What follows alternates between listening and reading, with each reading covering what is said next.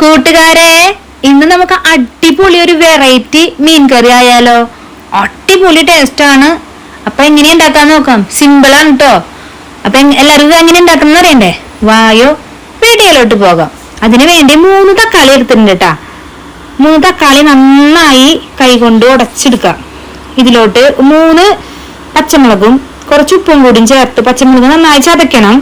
ചതച്ചതും ഉപ്പും കൂടിയും ചേർത്ത് നന്നായി കുഴച്ചെടുക്കുക. അതിലോട്ട് കുഴമ്പ് മിളകാപ്പൊടി ഒരു 2 വലിയ ടീസ്പൂൺ ചേർത്ത്, പുളി ലെമൺ സൈസ് പുളി പിഴിഞ്ഞതും കൂടി ചേർത്ത് നന്നായി കൈകൊണ്ട് മിക്സ് ചെയ്തെടുക്കുക. നന്നായി കൈകൊണ്ട് ഞെരടി മിക്സ് ചെയ്യുക. ആവശ്യത്തിന് വെള്ളം ഒഴിച്ചു കൊടുക്കുക. ഇത് എൻ്റെ ഹസ്ബൻഡ് അരവിന്ദേട്ടൻ സ്പെഷ്യൽ മീൻ കറിയാണ് കേട്ടാ. ഇനി ഇതിലോട്ട് 1 ടീസ്പൂണ് പഞ്ചസാര ചേർത്ത് കൊടുത്തിട്ടുണ്ട്. ഒരു 5-6 വെളുത്തുള്ളി ചതച്ചതും കൂടിയും ചേർത്ത് കൊടുത്തിട്ടുണ്ട് കേട്ടാ. ഇനി നമ്മൾ ചെറിയുള്ളി ഒരു 10-20 ചെറിയുള്ളി ചതച്ച് വെച്ചിട്ടുണ്ട്. ചട്ടിയിലോട്ട് വെളിച്ചെണ്ണ ഒഴിച്ചിട്ട് ഉലുവ ചേർത്ത് ചതച്ച് വെച്ചിരിക്കുന്ന വെളുത്തുള്ളിയും ചെറിയുള്ളിയും കറിവേപ്പിലയും ചേർത്ത് നന്നായി വാട്ടിയതിന് ശേഷം നമ്മൾ നേരത്തെ നന്നായി കൈകൊണ്ട് മിക്സ് ചെയ്ത് വെച്ചിരിക്കുന്ന ബാറ്റർ ഇതിലോട്ട് ചേർത്ത് കൊടുക്കുക.